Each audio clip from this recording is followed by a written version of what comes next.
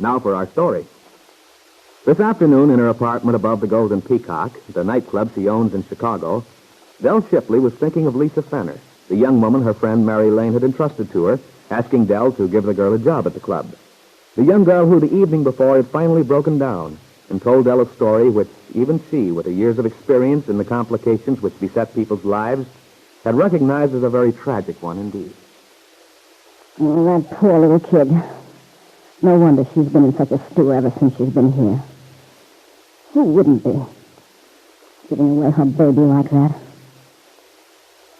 Well, that Mary's hunch was sure right. She said something was eating the girl. Something really serious. Now that she's told me, I'm darned if I know what to do about it. I don't see what anyone could do. Unless this babe she gave the kid to could be made to give him up. Oh, but Lisa says she refused. She acts almost as if she's afraid of her, whoever she is.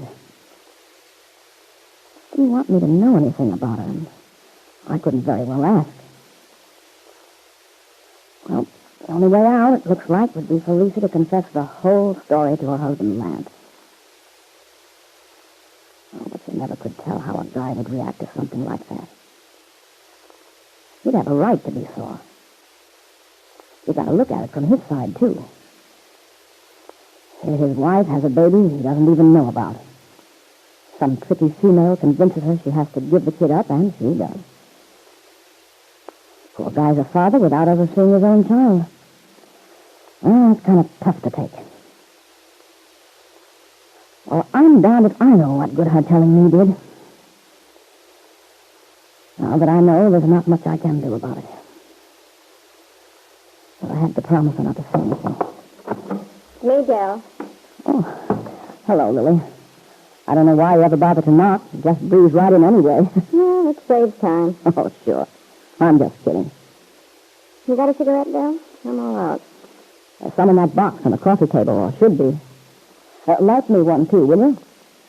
I don't want to mess up this work of art I just did on the nails. Okay. Here you are. Thanks, Lily. Well, how's the world been treating you, hon? Oh, I don't know.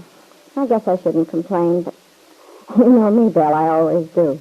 Oh, it's a good idea to squawk about things once in a while. Gets all the meanness out of your system. Yeah. Well, if that's the case, I ought to have the disposition of an angel. Lord knows I do my share of beefing about things. I'm not always about myself, either. Oh, I wish I could learn to mind my own business.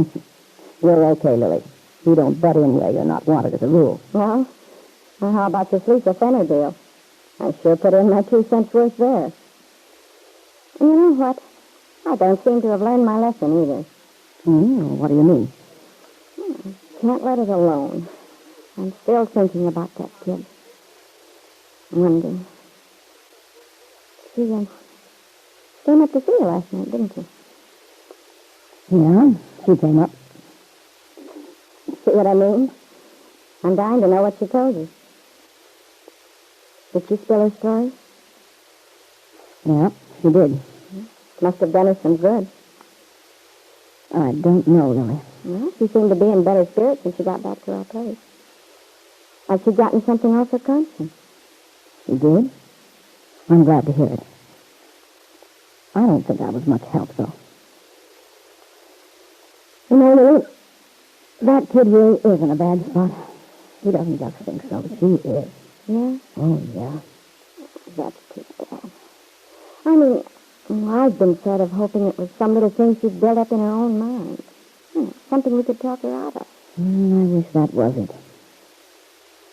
No, she's got herself a real honest-to-goodness headache. I'm darned if I know what to tell her to do. I guess Aunt Mary was on the right track then. She thought it was something awfully screwy. Yeah. We ought to know Aunt Mary usually doesn't talk through her hat. Well, I guess you don't want to tell me what Lisa's got in her mind. It isn't that I don't want to, hon. Only wish I could. Maybe we could figure out what the answer is. But you see, I promised the kid I wouldn't tell her so. Oh. You understand, don't you, Lily? It's nothing personal. Oh, sure. I know how Lisa figures. It's really dynamite, this mess she's in. And you see, she's been going over and over it by herself all this time. She wouldn't have told me, I think, except that she was just in that mood. You know how you feel sometimes. Well, you've got to talk or you'll bust. I'll say I know. I've seen her going through it for weeks now. Getting that far-away look on her face. You could tell she was fighting something out inside. You bet she was. Still is, too.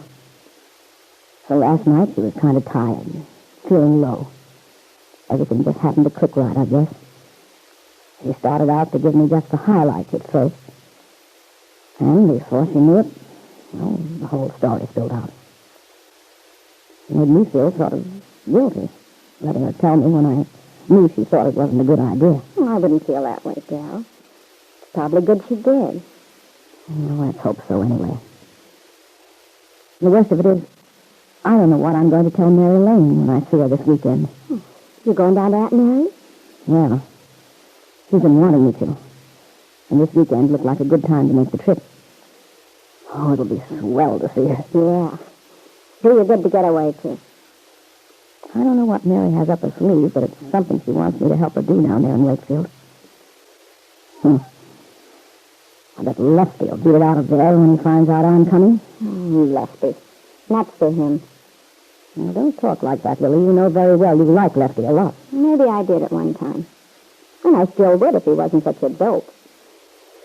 But if he hasn't sense enough to appreciate you, I've got no use for him. Who does he think he is, anyway? Van Johnson? Well, if he was, he'd be a little too young for yours truly, anyway. It makes me sore every time I think of the way that guy's treated you. And I think I'll tell him so next time I see him. Now, Lily, you'll do no such thing. I can fight my own battles. That's just the trouble. This isn't supposed to be a battle. It's supposed to be a love affair. Well, it's not anymore. And the way Lefty's acting, it's never going to be again, either. Oh, forget Lefty. You go down there and have a nice time. You can get a lot of rest and fresh air. Oh, I could certainly go for a nice, peaceful weekend in the country myself. Take a couple of deep breaths for me, will you, Dell? Lily, why don't you come down there with me? To Wakefield? Why, sure. Aunt Mary'd love to have you, I know. And you'd be company for me on the drive down. I don't know why I didn't think of it before. Well, Dell, it's well of you to suggest it, but remember, you've got a nightclub and a floor show, and I'm in it. Oh, the show can get along without you for a couple of nights. I'll give you a vacation. You need one anyway. Well, I admit the show wouldn't fall apart without me. Well, of course not. I'd feel kind of mean about leaving Lisa all alone in the apartment, though. Yeah. Oh, I think she'll be all right. Might enjoy having the place all to herself. We'll only be gone a couple of nights. Oh, that's so. Would you think Aunt Mary'd have room for me? That house isn't very big. We won't stay at the farm. We'd better all around if we stayed at the hotel. I'll make arrangements tomorrow. Well, what do you say, Lily? We'll make a new woman of you. Okay, I will. Peggy, I wonder how much she's changed. Mary says she's grown up a lot. Oh, yes. And you know Mary's son's home, Randy. He's back from overseas. Yeah, Lisa mentioned him. Said he's okay. He is. I met him once before when I was down there. Well, all I'm looking forward to is a nice, peaceful visit. Rest and quiet. Rest and quiet. Lily Devon had no idea, and neither had Dell Shipley, that the quiet, restful weekend they were planning in Wakefield might have far-reaching, explosive results. For if Dell were to connect Kit Meade with the story Lisa Fenner had told her, the truth about Lisa's baby son might become known at last. Now for our story. It was afternoon of the day after Lisa Fenner had told Dell Shipley the story which weighed so heavily on her conscience, had confessed relinquishing her baby son. Now, in the apartment Lisa shares with Lily Devon on the near north side of Chicago, the two girls are preparing dinner. How many cups for you, Lily? Oh, 2, I guess. All right. You make swell coffee, Lisa. It's much better than mine. No, it isn't. Wonder if I've forgotten anything in the salad. Here, Lisa, taste this. I think a little bit more salt. Okay. No, I think I could live on salads. I never used to get enough of them when I was on the road. You know what passes for salad in those cheap restaurants? Hunk of lettuce. Yes, awful. Anything happened today while I was gone? The laundry came back. Oh, boy, that's better than 3 years on Broadway. I was certainly glad to see it. I only hope I put things away where they belong. Oh, and by the way, I didn't have any change, so I had to pay him out of the food kitty. Hey, come to think of it, I borrowed $1 from the kitty yesterday. Must be getting sort of low. Not too bad. I counted it up. There's over $3 left. Oh, fine. We're millionaires.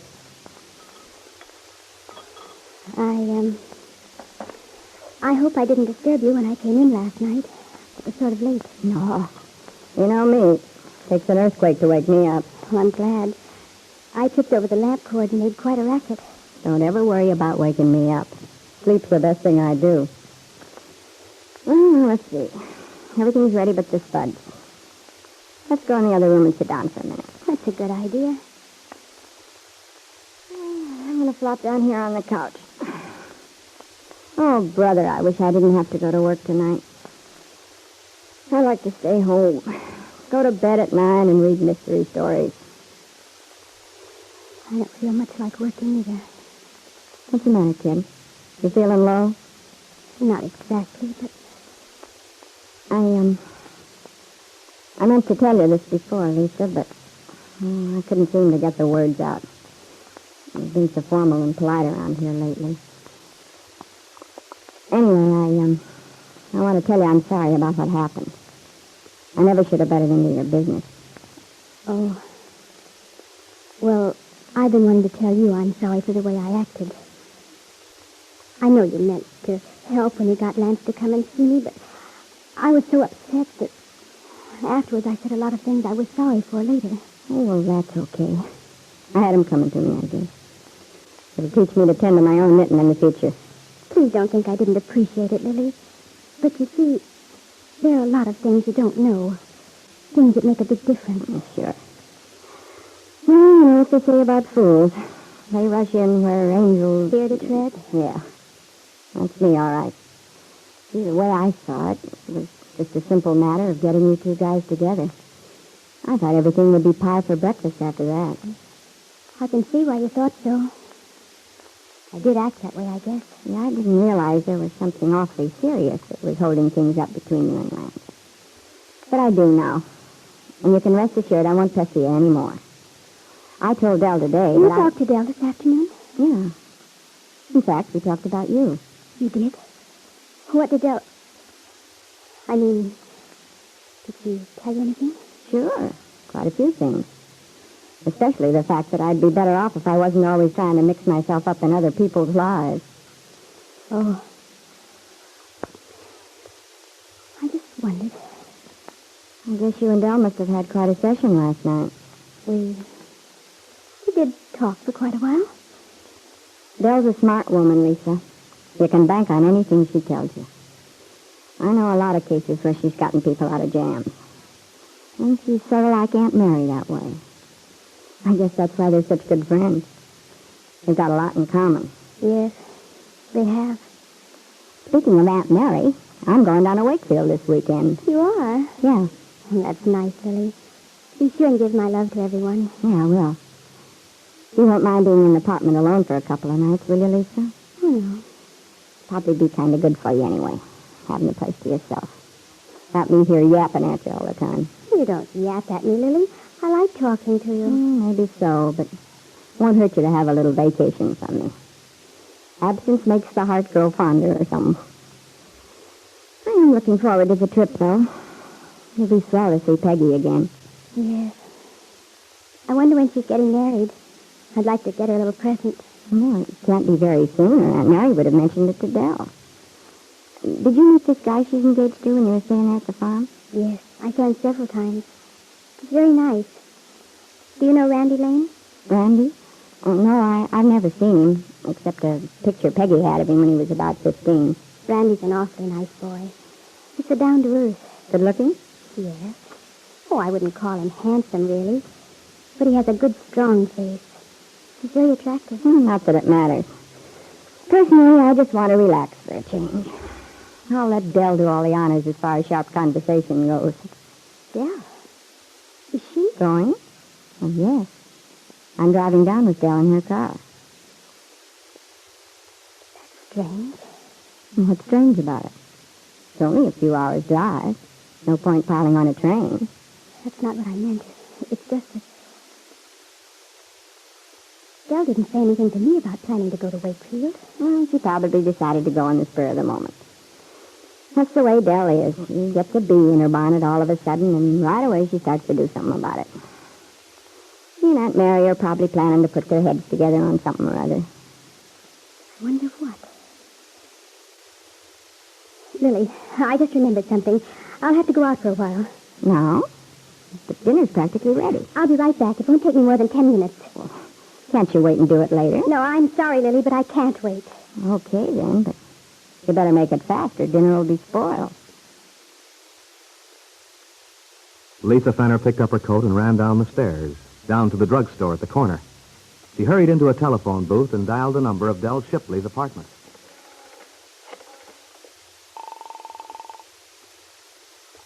Hello? Hello, Dell. This is Lisa. Oh, hello there, hon. How are you feeling today? I'm all right, Dell, but... That's good. I was thinking about you since our talk last night. I sure wish I could think of some way to straighten things out for you. No. I don't want you to do anything. Please, Dell, that's why I phoned. Lily just told me you were going down to Wakefield to see Aunt Mary. Yes, I am. But, Dell, you promised me you wouldn't tell anyone what I told you about the baby. That's right. But, well, if you're going to Wakefield to see Aunt Mary... Aunt Mary and I have something we want to talk over. We've been planning to get together for quite a while. It has nothing to do with you. Oh, I thought that... Look, Lisa, when I make a promise, I keep it. I told you I wouldn't say anything about what you told me. And that's that.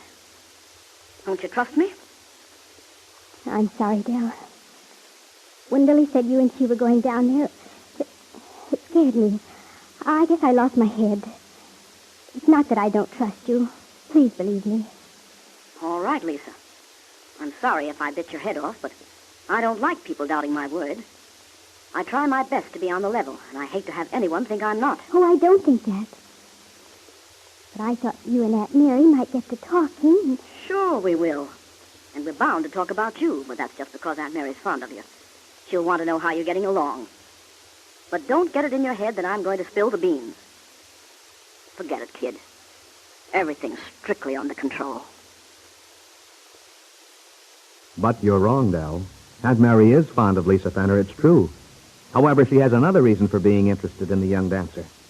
It's an idea that Lisa's life is linked somehow with something which is happening in Wakefield. If Aunt Mary explains her reasons to you, Dell, you may regret very much giving Lisa your promise to say nothing about the baby she gave away to another woman. Now for our story. Today, Aunt Mary Lane's farmhouse outside of Wakefield had a spruced-up, extra-tidy look about it. Leslie's accumulation of old farm journals and seed catalogs had been neatly stacked away in the magazine stand. Aunt Mary's mending basket had been relegated to the top of the sewing machine in her bedroom. There was a big copper bowl of flowers on the table in the living room, and the smell of freshly baked apple pie drifted in from the kitchen, where 2 plump chickens were ready to be fried for supper. The reason for all this was the anticipated arrival of Aunt Mary's old friend, Dell Shipley, who was due from Chicago any minute. Leslie Larkin, grumbling about Dell's arrival, had disappeared for what he threatened would be an indefinite length of time. Oh, but now, Aunt Mary, wearing a starched apron over her new print dress in honor of the occasion, hears Dell's car pull into the driveway. She hurries to the front door and opens it, and stands there beaming as Dell and Lily Devon come up to her. Dell, my goodness, it's nice to see you. And Lily, well, this is a wonderful surprise. Oh, hello there, Aunt Mary. Gosh, you're looking grand. I hope you don't mind my showing up, Aunt Mary. I stowed away. Oh, I'm pleased as can be to see you, Lily. Come on in, both of you. Okay. Here, let me take your things. Oh, now, don't bother, Mary. We'll just put them over here on the table for the time being. Oh, it's sure swell to be here. Did you have a nice trip down? Oh, yeah, it was fine. We made good time, too. Didn't leave Chicago until after 10. That is good. Oh, Aunt Mary, this is nice. It's just the way Peggy described it to me. Is it, Lily? Mm-hmm. The house looks lovely, Mary. Oh, but isn't something changed around? Well, let's see. Well, yes, I believe we moved the bookcase into the corner. Oh, that's right. It used to be on the other side. Yes, but we don't change much around here. Lefty always makes a great outcry when Peggy gets one of her furniture moving moods. How is Lefty? Why, just fine, Dell. He's been very busy lately planning his garden for this summer. Peggy's been trying to talk him into entering his delphinium in the flower show. Of course, he swears he won't. He had to go over to Stanton this afternoon. Doesn't expect to be back till late. Mm-hmm. I'll bet he won't, knowing I'm here. Well, you two must be hungry. How about a nice cup of tea and some cookies? Oh, thanks, Mary. But I don't think I'd care for anything right now. You see, we had a sandwich on the road, and, I have to watch my calories, you know. Oh, nonsense, Dell. Why, you're just right. Oh, I wouldn't be if I didn't watch myself. I've got an appetite like a horse. Well, how about you, Lily? May I fix you something? Oh, no, thank you, Aunt Mary. Where's Peggy? Oh, Lily, she had to go into town, but she told me to tell you she'd be back right away. Oh, I'm dying to see her. She'll be very happy and surprised to see you, Lily. She talks about you so much. Well, I think I'll go out and wander around for a while. I know you two have a lot of things to talk over. I'd like to smell some of this fresh air I've been hearing about. There seems to be lots of it out here. The best in the country, right on this farm. Well, I'll go out and absorb some. All right, dear, you just run along. Oh, and by the way, if you see a strange young man somewhere around, it'll be my son, Randy. Just introduce yourself. He's heard a lot about you. Okay. See you later.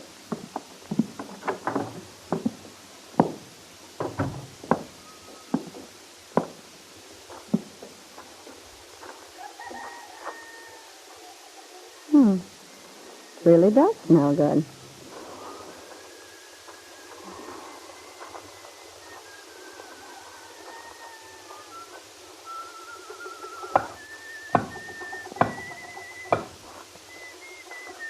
Hello, Randy Lane. Hello. Aunt Mary said if I ran into a strange guy out here, it'd be you. She told me to barge right up and introduce myself. You are Randy, aren't you? That's right. I'm Lily Devine. I came down with Dell. Lily. Oh, sure, I've heard about you. You have? Well, that ought to make me nervous, I guess. I wouldn't know about that. Did Peggy mention me or something? Yeah, not recently, but I used to get letters from her when I was overseas. She was staying at your place in Chicago then. Oh. Well, that was during all that excitement about that murder trial she was mixed up in. Yeah. She seemed to think you were quite a pal. Oh, well, I just did what I could. Poor kid, she was all tied up in knots over the thing. I just tried to keep her from going to pieces. Well, I guess you did a good job then. She's all in one piece now. Really? Now tell me, exactly how is she feeling these days? Oh, Peggy's doing okay. But haven't you seen her? No, she had to go into town. Oh, well, she'll be back soon. Then you gals can get together and talk your heads off. We probably will, at that. It's nice out here. Pretty and comfortable like. Yeah. I understand you just got back from overseas. Mm-hmm. Oh, it must be wonderful. Being home again. It is. I guess you saw a lot of excitement. Yeah, quite a lot. You don't want to talk about it, do you? No. Well, I don't blame you. You're a dancer, aren't you? Sort of. Nothing like Lisa Fenner, though. She's really good. Lisa, she's staying with you now, isn't she? How's she doing? Well, that's a long story. I better let Dell give you the lowdown on that when you talk to her. I've decided to do less talking and more thinking. I figure I'll keep out of trouble better that way. Sounds like a good idea. Yeah. I was trying to figure out the other night why I always seem to be getting into hot water. And what did you decide? Well, the thing is, I never had much of a family or home life. Well, when I was a kid, I always used to think it'd be swell. Having someone to fuss over you, someone to worry about you, maybe. You know, try to help you out and things like that. Yeah, it is. So, I guess I've been trying to make up for not having a family by kind of adopting people as my own special little problem, whether they like it or not. Well, of course, it's not a very good idea to try to run people. No. Anyway, I think I've learned my lesson. On the other hand, it's better to like people. care about them than not to give a hoot. Maybe. But it doesn't always seem to work. Oh, sure it does. In the long run. You're just warm-hearted. Nothing wrong with that. Say, don't let me interrupt what you were doing. Oh, that's okay. I'm just setting some new fence posts. The others were all rotted away. Oh. Yeah, things got sort of run down during the years I was away. But I'm gradually getting them into shape again. Do you like doing that? What do you mean? Well, I'm not sure I can picture you spending all your life on a farm. Aren't you going to the city one of these days? The city? Why would I want to go there? I'm a farmer. And don't you ever get bored? No place to go and nothing to do? No excitement? Oh, I've had my share of excitement. I like the kind of life here. I wouldn't want to live the other way. Well, it's sure different. Everybody isn't running around trying to impress each other and cutting each other's throats. That's the way it is in the city. Well, a lot of that goes on. But you don't have to be that way just because you're around it. Oh, take yourself. You seem to be okay. I'm not so sure. Life in the city's pretty contagious. It's hard to keep away from it. If you aren't careful, you get pretty hollow. Empty. Yeah. Well, I don't have to worry. This is for me. Everyone to his own liking. I'm afraid it'd be a little slow for me. Besides, I know how to take care of myself in the big town. I'm pretty tough. Are you, Lily? Sure. It's a cutthroat world. But once you know the angles. You know, I got a hunch about you. You have? What? I got a hunch you're not tough at all. I think, underneath, you're a softie. As Lily Devon walked slowly back to the house a few minutes later, she felt uneasy somehow, disturbed. Her talk with Randy Lane hadn't turned out as she expected. Her usual wisecracking, flippant self had gotten lost somehow. She had no words with which to combat the thing Randy had said. The thing she realized was true. But if she admitted it, all the protective shells she'd built up through the years would be broken. She'd be exposed. And Lily didn't want that. She was afraid of what might happen after that.